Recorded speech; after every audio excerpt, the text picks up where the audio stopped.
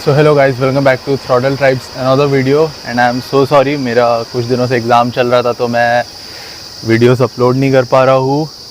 अभी कुछ दिनों में ख़त्म हो जाएगा तो मैं रेगुलर वीडियोस लाते रहूँगा। फ़िलहाल के लिए आज का वीडियो थोड़ा सा स्पेशल रहेगा बिकॉज़ आज हम बात करने वाले मेरी फ़र्स्ट ऑफ़ ऑल पहली बाइक के बारे में। एंड अनफॉर्चुनेटली अभी ये मतलब कुछ दिनों में बिक जाएगी। मैंने पापा को बहुत ज़्यादा इंसिस्ट किया था कि बाइक को ना बेचूं एंड मैं इसको ऑनेस्टली अपने साथ लाइफ टाइम रखना चाहता था। बट अब बाप मालिक रहते हैं तो उनको तो मना कर नहीं सकते एनीवेज। और लाइफ का मंत्र ही यही है, जो चीज़ आती है एक टाइम के बाद जाने भी देना पड़ता है और इसी तरह से लाइफ काम करती है। इस वीडियो को इस तरह से ट्रीट करो कि मैं इसे एज अ मेमोरी रखना चाहता हूँ एंड एक ट्रिब्यूट देना चाहता हूँ, तो ताकि मैं भी अपने कभी भी लाइफ में आगे देखूँ तो मुझे इस बाइक की मतलब मैं अच्छे से देख पाऊँ और याद कर सकूँ। मैं सोचा कि चलो 400 सब्सक्राइबर भी होने वाले तो कुछ थोड़ा सा स्पेशल टाइप का वीडियो बनाता हूँ। ये सब जो भी मैं मतलब मेरे इस इंटरेस्ट को स्टार्ट किया हूँ उसके पीछे का रीज़न भी आई गेस ये बाइक ही है, तो इस बारे में थोड़ा बात करेंगे। काफ़ी मतलब इंटरेस्टिंग रहेगा। तो चलिए स्टार्ट करते हैं जल्दी से। मैं थोड़ा बहुत गियर अप हो जाता हूँ, शूज़ वूज़ पहन लेता हूँ, हेलमेट पहन के फिर चलते एक शॉर्ट राइड पे और आपको सुनाता हूँ। ओके सो अपन लोग स्टार्ट करते हैं। एंड हाँ, पहले बता दूँ मैंने ये वाली नई बाइक ले ली है तो इसकी वजह से भी मैं काफ़ी दिनों से वेट कर रहा था। तो मैं काफ़ी एक्साइटेड था। तो थोड़ा सा डिस्ट्रैक्टेड था मैं बट और इस बाइक के मैं मज़े ले रहा था जब आ गई थी। तो वैसे इस पे भी मैं एक वीडियो बनाऊंगा जल्दी। वो लॉन्ग टर्म वाला होगा, not review sort of one. तो उसके लिए स्टे ट्यून्ड रहो, मतलब इसके तुरंत बाद ही बनाऊंगा। इसकी फर्स्ट सर्विस भी हो गई है, कैसा मेरा एक्सपीरियंस रहा तो शेयर करूंगा। फ़िलहाल अपन इस बाइक पे आ जाते हैं। सो आई होप स्टार्ट हो जाए, फिंगर्स क्रॉस्ड। उस टाइम तो हो रही थी। ओके, थैंक गॉड हो गई। तो इसी में था। एनीवेज, और मैं पहले बता दूँ ये व्लॉग सॉर्ट ऑफ समझ लो।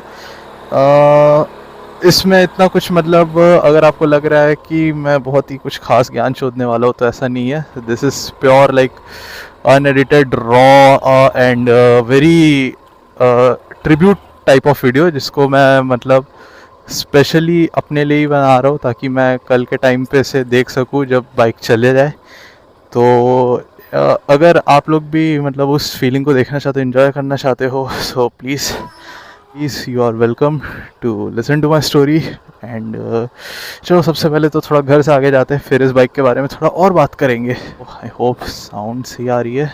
मैं स्टार्ट करते हैं।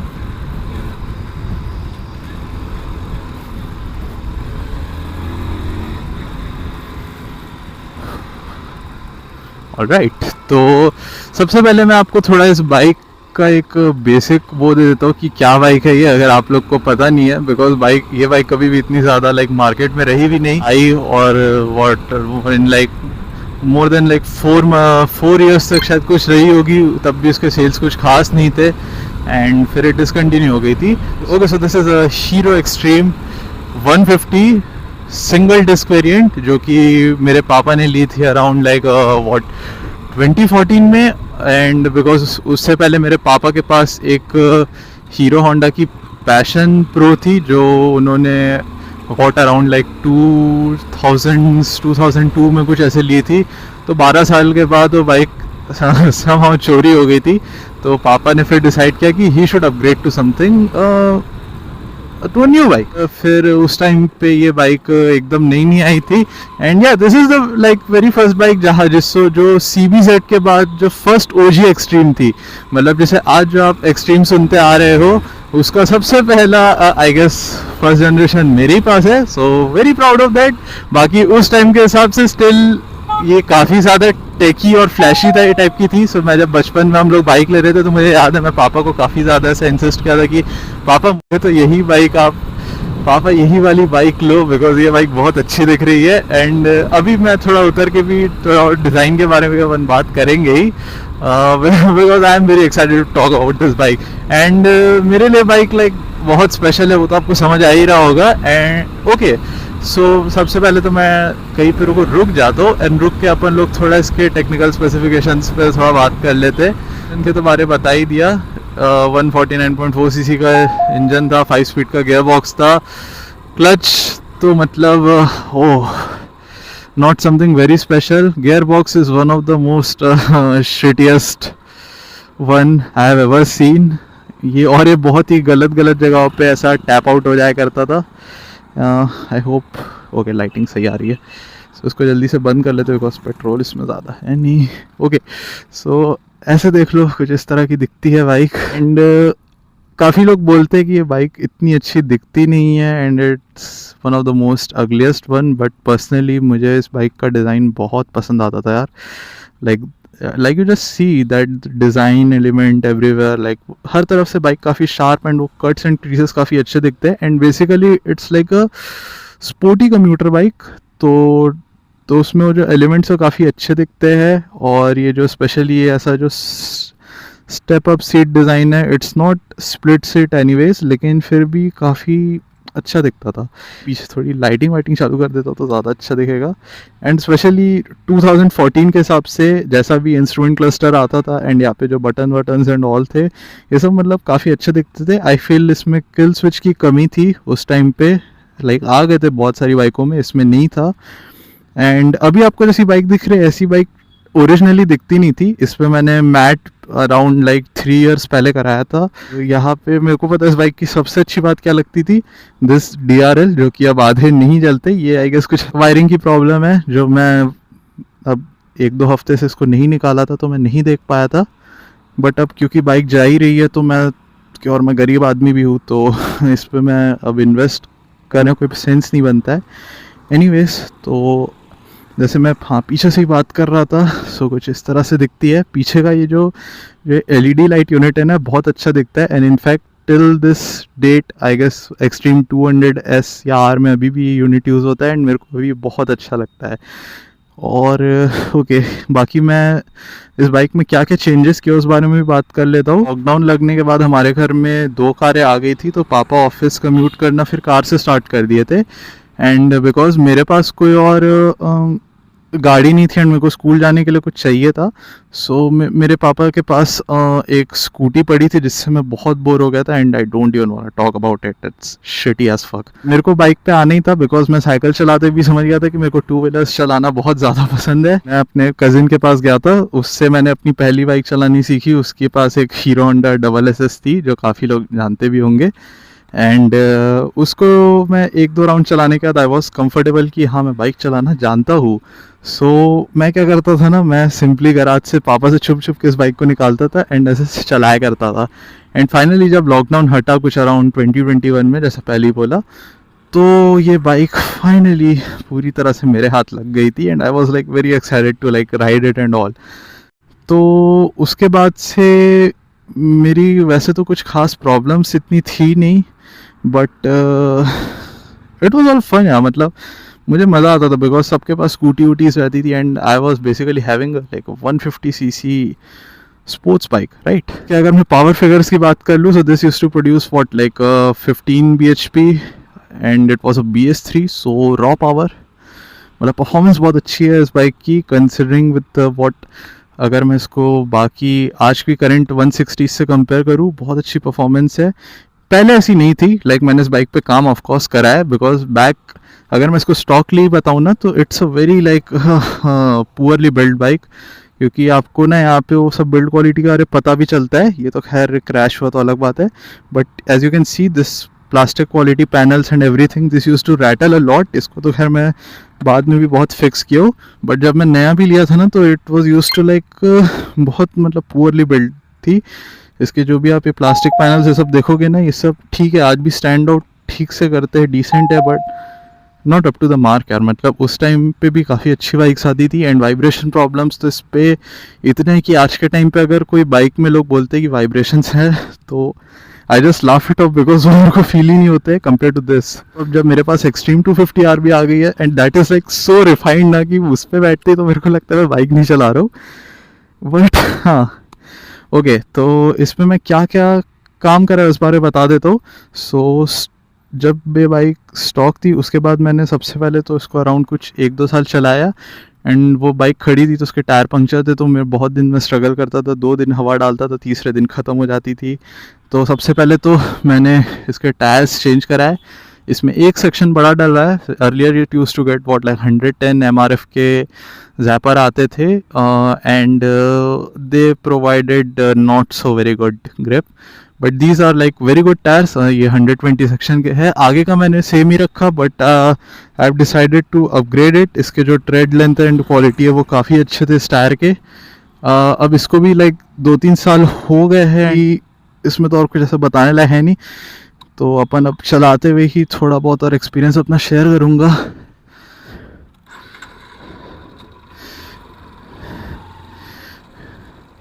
ओके एंड इस बाइक को ना मैं कुछ अराउंड इतना समझ लो कि उस टाइम पे मेरे को ये पापा ने कुछ 20,000 किलोमीटर्स चला के दी थी एंड उसके बाद मैं जब इसको चलाया तो which is currently what like 1 lakh kilometres इस पर मैंने क्लॉक कर चुके हैं।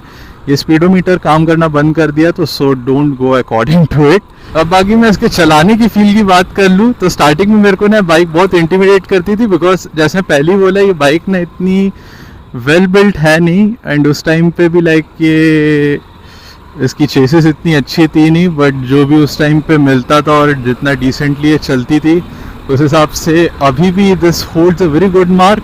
आई कैन ईजिली क्लेम कि अभी तक मैं जितनी भी 150-160 सीसीज की बाइक चलाया हो, this actually has a very good power. So वो अब खैर मैं वैसी ब्रैगिंग करता नहीं हूँ, बट आज के टाइम पे भी maintaining what like 80-90 kilometres per hour is not a very big task. थोड़ा बहुत उसमें बाइक का इंजन स्ट्रेस्ड फील होता है, you can easily like sit on that on and बहुत बार like Raipur to Bhilai college commute करता ही था, तो उसमें तो मैं इसको लाइक बहुत दिन यूज़ किया जब तक ये बाइक नहीं आई थी एंड मेरे को ये कभी भी इतना डिसअपॉइंट नहीं की। ओनली प्रॉब्लम इसकी इसका स्टार्टअप का इशूज़ बहुत रहता था बिकॉज कार्बोरेटर वाली बाइक है एंड इसके तो कुछ ज़्यादा ही रहते थे। आई डोंट नो मतलब बाकी, लेकिन अगर इस बाइक से अभी भी मज़े लेने की बात करूँ so it still packs that punch यार, मतलब मज़ा आता अभी भी चलाने में। इस पे मैंने अगर परफॉर्मेंस की बात कर लूँ तो मैंने थोड़े बहुत अपग्रेड्स किए थे।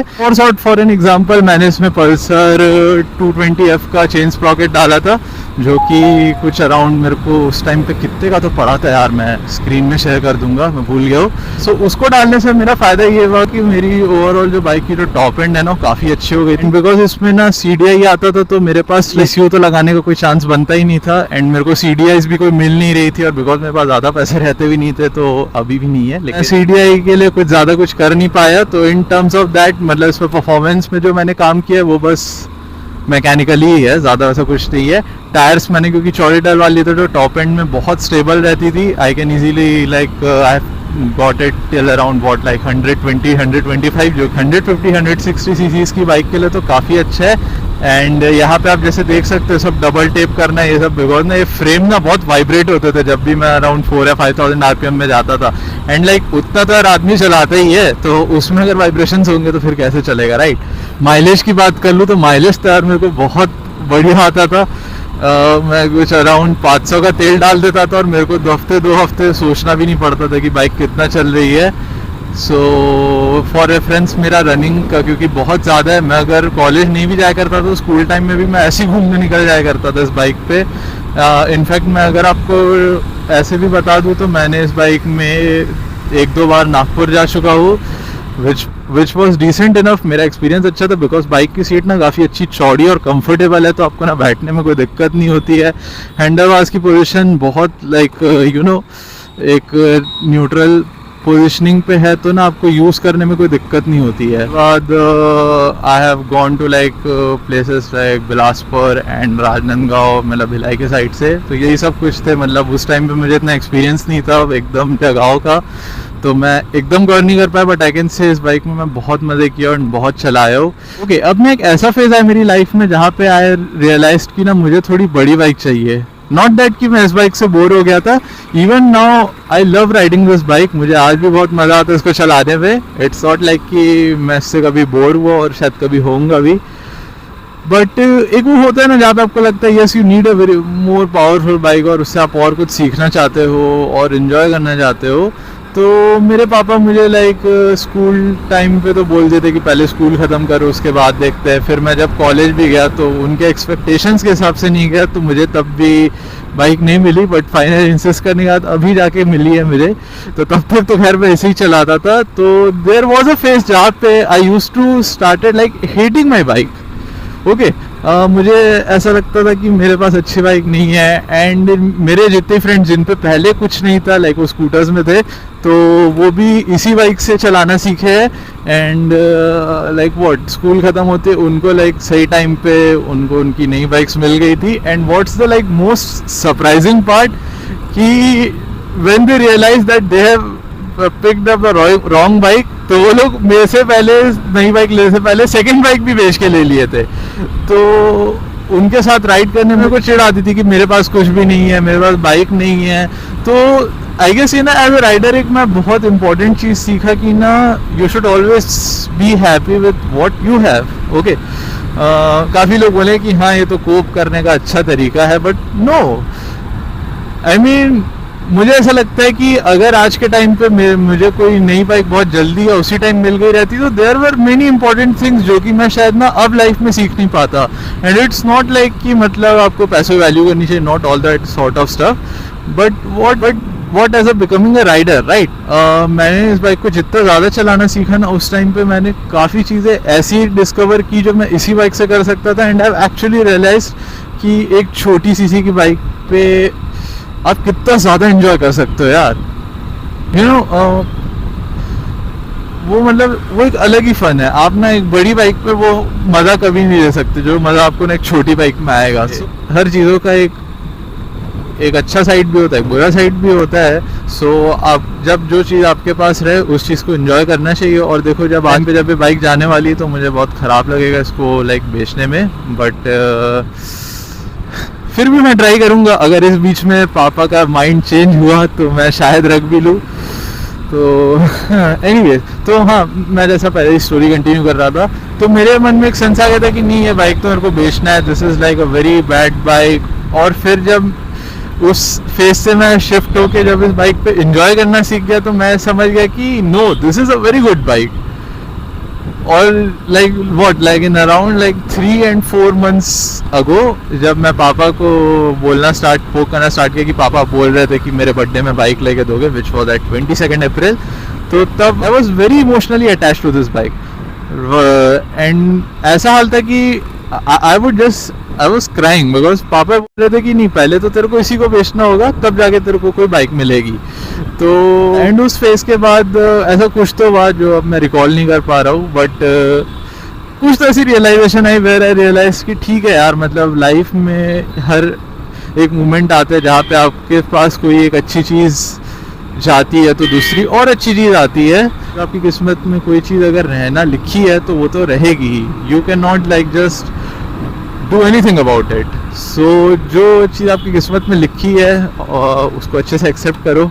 लेकिन हाँ, मैंने एक बहुत अच्छी कहावत, मतलब मुझे लगता है मैंने बनाया है या होगा कि एग्जिस्ट करता, बट जो मैं डिराइव किया हूँ, आपको कभी भी ना समय से पहले और औकात से ज़्यादा कभी कुछ नहीं मिलेगा। ओके, मैं फाइनल मैसेज इस बाइक के साथ देना चाहता हूँ यार कि ना अगर you are at a phase of a life जहाँ पे आपके पेरेंट्स, जहाँ पे आप एज एक स्टूडेंट हो, है ना, एंड आपको बाइक्स का बहुत शौक है but due to some reason आपके पेरेंट्स नहीं ले पा रहे हैं, I know that feeling. Okay, मतलब मेरे पास तो खैर हमेशा से बाइक रही थी, कभी ऐसा मुझे नहीं रहा कि मेरे पास बाइक की कमी है, लाइक ये तो थी मेरे पास हमेशा से। So I never felt that emotion, but I understand कि जब आपके पास वो बाइक नहीं रहती है and as a man when you like feel कि आपके पास वो एक वो फ्रीडम नहीं है, आप कहीं भी जा नहीं सकते हो, you can't enjoy on anything, तो ना वो तो एक सेंस ऑफ एम्प्टीनेस तो लगती ही है और आप नहीं ले पाओ तो आपको अंदर से और भी ख़राब लगता है। बट ठीक है यार, दैट डजंट मीन कि आप ना उस चीज़ को लेके दुखी हो। जैसा कि मैंने पहले भी बोला कि समय से पहले और औकात से ज़्यादा किसी को कुछ नहीं मिला आज तक, और उस चीज़ पे भरोसा रखो, इंतज़ार करो, सही चीज़ आती है, अपने वक्त पे आती है। उसके लिए रोगे तो कोई मतलब नहीं होगा, इंस्टेड वेट फॉर इट। तो कुछ इस तरह का था यार वीडियो, है ना। आई होप आपको अगर मेरी इस जो भी रैम्बलिंग में कुछ अगर इंटरेस्टिंग मिला हो, इससे थोड़ा बहुत भी अगर रिलेट कर पा रहे हो तो वेल एंड गुड यार। बाकी एक बार फिर अपन एक थोड़ा और अच्छा सा लुक ले लेते हैं, ताकि यू नो। ओके, सो मैंने आई गेस आपको इसका नाम नहीं बताया, तो इसका नाम मैंने रेवन रखा था, and she has been a very good friend since then. Like मेरी लाइफ में कभी भी कोई प्रॉब्लम्स आई, कभी भी लोग मुझे छोड़ के गए, कोई मेरा साथ दिया ना दिया हो, कोई फ़र्क नहीं पड़ा। But I can be sure of one thing, that मेरी हर टफेस्ट से, आई मीन डिफ़िकल्ट से डिफ़िकल्ट टाइम पे ये कभी मेरे साथ नहीं छोड़ी। इसको जब स्टार्ट होना था, इसे मुझे हर जगह पहुंचाना था, जब मुझे एक्चुअली कहीं घूमने जाना था, I have wanted to be somewhere, मुझे कभी भी इसने उस तरीके से डिसअपॉइंट नहीं किया। सो काफ़ी एक इमोशनल अटैचमेंट है इसको लेके, एंड हम हर किसी को अपनी मशीन्स के साथ रहता ही है। Like I think all boys can relate that how they feel about their first machine, their first bike. तो yeah, and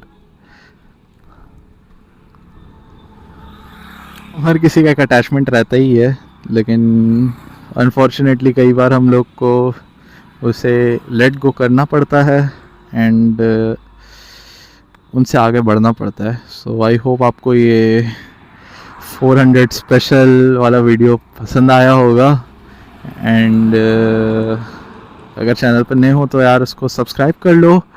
अपन लोग अभी बहुत कुछ नया करने वाले हैं, मेरे एग्ज़ाम्स ख़त्म होंगे तो I will start posting regular videos, and या अभी तक जितने भी लोग यार मतलब मुझे सब्सक्राइब किए हो, थैंक्स फॉर सपोर्टिंग यार, इट मीन्स अ लॉट।